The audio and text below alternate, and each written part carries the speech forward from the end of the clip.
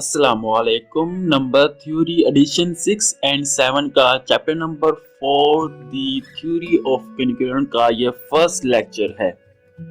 आपने ये लेक्चर बहुत ही गौर से सुनना है और ये जो फर्स्ट 2 लेक्चर हैं, अगर आपको इन 2 लेक्चरों की समझ आ जाती है तो चैप्टर नंबर 4 की जो बकाया वीडियो आएगी, जो बकाया हम सवाल सोल्व करेंगे, उनमें ये वाली प्रॉपर्टी ज़्यादातर इस्तेमाल लाजमी होंगी। सही है, तो आपने जो फर्स्ट 2 लेक्चर है वो लाजमी ध्यान से समझने हैं।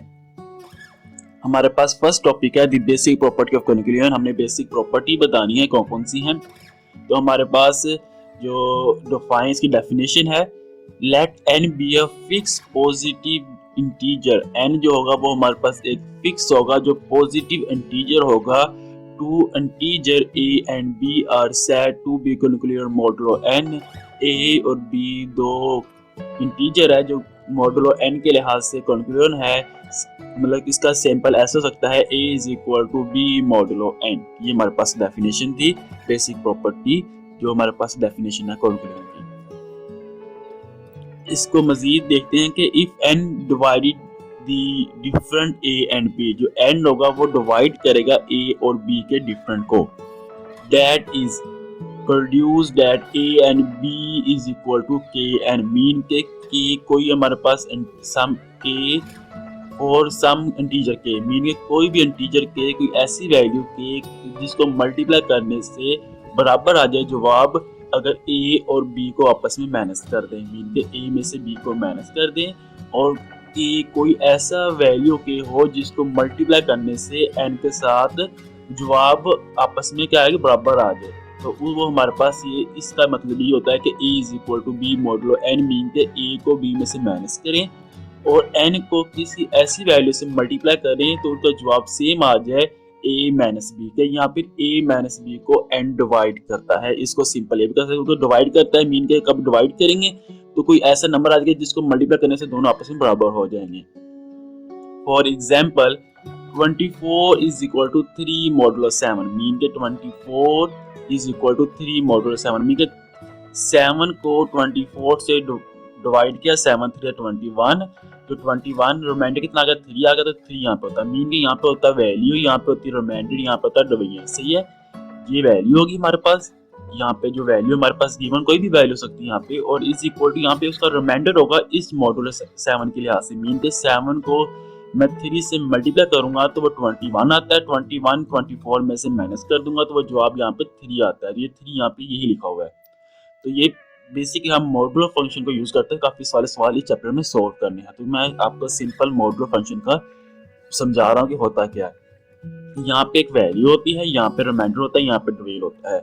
इसको मजीद समझते हैं कैसे। ये लिखा होता है n डिवाइड करेगा a माइनस b को, मीन हम चेक करते हैं a माइनस b मतलब ये a है और ये b है, 24 में से -1 किया कितना आ गया 21 आ गया, और 7 डिवाइड करता है 21 को, ये हमें मालूम है कि 7 डिवाइड करता है 24 माइनस 3, मीन जो 21 आ रहा था 7 डिवाइड करता है 21 को। ये हमारे पास डेफिनेशन थी जो हमें यहाँ पे कहा गया था। अब जो प्रॉपर्टी है इसके सिंपल जो मैंने खुद ड्राइव किया, जो मैंने खुद लिखी है वो मैं आपको समझाता चलूँ ये प्रॉपर्टी है कौन सी। तो ये प्रॉपर्टी फर्स्ट प्रॉपर्टी जो हमारे पास है, हमारे पास असल में वैल्यू होती है इस फॉर्म में। यहाँ पे हम वैल्यू लिखते होते हैं सबसे पहले मॉड फंक्शन में, उसके बाद यहाँ पे होता है रिमाइंडर, और यहाँ पे पता है किससे वैल्यू डिवाइड हो रही होती है। तो ये हमारे पास 3 चीजें हमारे पास गिवन होंगी सवाल में। अगर 2 चीजें भी गिवन होंगी तो हम रिमाइंडर आराम से फाइंड कर लेंगे।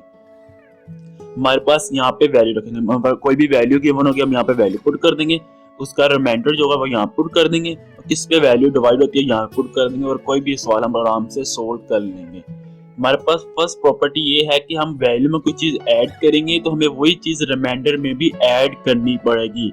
मीन के अगर कोई भी a बिलोंग टू इंटीजर, मतलब a कोई भी बिलोंग टू इंटीजर करता कोई भी वैल्यू a जो हम इस वैल्यू में ऐड कर रहे हैं, तो वही वैल्यू हमें रिमाइंडर में भी ऐड करनी पड़ेगी सेम, तो वो आपस में इक्वल आएगी। मॉडुलो मतलब जो डिवाइड होगा, मॉडुलो जो भी यहाँ पे गिवन होगा किसी वैल्यू डिवाइड होती होगी उसके बराबर में आपस में इक्वल होंगी।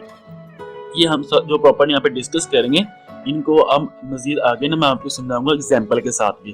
तो ये हमारे पास फर्स्ट प्रॉपर्टी थी। हमारे पास सेकंड प्रॉपर्टी ये है कि अगर हम कोई वैल्यू में से कोई वैल्यू माइनस करेंगे तो वही वैल्यू हमें रिमाइंडर में से भी माइनस करनी पड़ेगी, और वो भी मॉडुलो के डिवाइड के हिसाब से सेम रहती है, उसमें कोई इक्वेशन में कोई फर्क नहीं पड़ता। हमारे पास थर्ड प्रॉपर्टी है कि अगर हम वैल्यू में कोई चीज मल्टीप्लाई करेंगे तो हमें वही चीज रिमाइंडर में भी मल्टीप्लाई करनी पड़ेगी, और ये भी इक्वल रहेगी इक्वेशन, इसमें भी इक्वेशन में कोई फर्क नहीं पड़ेगा मॉडुलो डिवाइजर के हिसाब से जो हमें गिवन होगा। हमारे पास लास्ट जो प्रॉपर्टी वो ये है कि अगर वैल्यू की कोई पावर लेंगे, मीन के स्क्वायर, क्यूब, पावर 4 एंड कोई भी पावर लेंगे तो हमें वही पावर रिमाइंडर की भी लेनी पड़ेगी। अगर वही पावर रिमाइंडर की भी लेंगे तो वो तब भी इक्वेशन क्या रहेंगी, इक्वल रहेंगी, इक्वेशन में कोई फर्क नहीं पड़ेगा मॉडुलो जो हमारे पास डिवीजन के हिसाब से होगा। लेकिन बट जो हमारे पास इसमें जो पावर होगी वो क्या होगी, belong to positive real number, mean के पॉजिटिव रियल नंबर होंगे, मीन के 1 2 3 4 5 6 7 8 ऐसे जो नंबर होंगे तमाम वो होंगे, ना जीरो सकता है ना नेगेटिव वैल्यू हो सकती है, ना वैल्यू पॉइंट में होगी, मीन के पॉजिटिव रियल नंबर मीन के 1 2 3 4 5 6 7 ये नंबर होंगे। ये हमारे पास चार प्रॉपर्टी थी मॉडुलो फंक्शन की, इनको हम बारी बारी अप्लाई करते हैं, सवाल समझने की कोशिश करते हैं कि होता क्या है। हमारे पास for example 12 is divided by 5, 12 एक वैल्यू है जो 5 पे डिवाइड करते हैं, रिमाइंडर इज 2, उसका रिमाइंडर 2 आता है।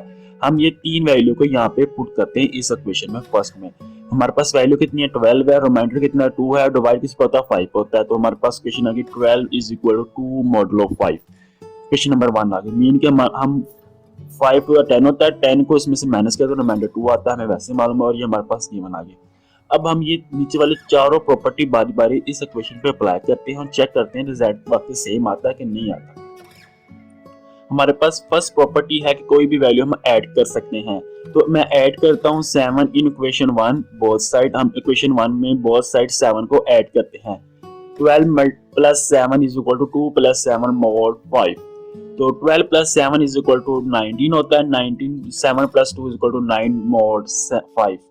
अब ये जो 9 वैल्यू है ये 0 टू 5 के बिटवीन नहीं है, यहाँ पे जो मोड का फंक्शन होता है वो देखेंगे, 0 टू मोड का फंक्शन कितना है 5 है, तो मतलब 0 टू 5 के बिटवीन नहीं है। अगर ये वैल्यू पॉजिटिव होंगी तो इसको 5 में से क्या कर देंगे, माइनस कर देंगे, मीन के इस वैल्यू में से 5 माइनस कर देंगे। अगर ये वाली वैल्यू जो 9 है ये नेगेटिव होंगी तो 5 इसमें ऐड कर देंगे। अब इसमें जो वैल्यू पॉजिटिव है और 0 टू 5 के बिटवीन नहीं है, तो मीन के ये हम 5 में से क्या कर देंगे, 5 इसमें से माइनस कर देंगे, तो हमारे पास क्वेश्चन आएगी 19 इज इक्वल टू 4 मॉडुलो 5। ये हमारे पास क्वेश्चन आ चुकी। हमें पता है कि 5 3 15 होता है, 15 इसमें से माइनस करेंगे तो रिमाइंडर हमारे पास 4 आता है, तो ये हमारे पास क्वेश्चन क्या होगी, सेटिस्फाई होगी, मीन के हमने कोई चीज ऐड किया, हमने रिजल्ट देखा तो तब रिजल्ट वो सेम आ रहा था, मोड मतलब रिमाइंडर्स का सही आ रहा था मोड 5 के लिहाज से। हमारे पास सेकंड प्रॉपर्टी ये है कि हम कोई भी वैल्यू इसमें से माइनस कर सकते हैं, तो हम माइनस करते हैं, add -4 in both side equation 1 में। इस इक्वेशन 1 में हम -1 दोनों साइड पे ऐड करते हैं। हमारे पास क्वेश्चन आ गया 12 - 4 इज इक्वल टू 2 - 4 mod 5, तो 12 - 4 इज इक्वल टू 8 - 2 mod 5। अब हमें पता है कि 5 on the 5 करेंगे तो रिमाइंडर 3 आना चाहिए, वो 8 में से का 5 खत्म होगा तो हमारे पास रिमाइंडर 3 बचता है, तो यहाँ पे 3 होना चाहिए। अब ये वैल्यू 0 टू 5 के बिटवीन नहीं है और ये वैल्यू नेगेटिव है, मीन के 5 इसमें क्या करेंगे, ऐड कर देंगे। कब 5 इसमें ऐड करेंगे तो हमारे पास क्वेश्चन क्या आएगी, 5 - 2 इक्वल टू 3 आ जाएगा, तो हमारे पास रिमाइंडर 3 आ जाएगा। तो ये हमारे पास सेकंड प्रॉपर्टी भी सेटिस्फाई करती है, 8 इज इक्वल टू 3 मॉडुलो 5। हमने सेकंड प्रॉपर्टी भी अप्लाई कर ली है। हमारे पास थर्ड प्रॉपर्टी है कि कोई भी वैल्यू हम मल्टीप्लाई कर सकते हैं, तो ये हमारे पास क्वेश्चन थी, हम कोई भी वैल्यू मल्टीप्लाई कर सकते हैं, तो हम मल्टीप्लाई करते हैं, multiply by 4 in equation 1 both side. हम क्वेश्चन 1 में जो हमारे पास पहले वही इक्वेशन थी जो गिवन थी 12 इज इक्वल टू 2 मॉडुलो 5, इसमें हम मल्टीप्लाई बाय 4 करते हैं बोथ साइड पे। 12 multiply by 4 is equal to 2 multiply by 4 mod 5। 12 multiply by 4 is equal to 48 होता है, 2 multiply by 4 is equal to 8 mod 5।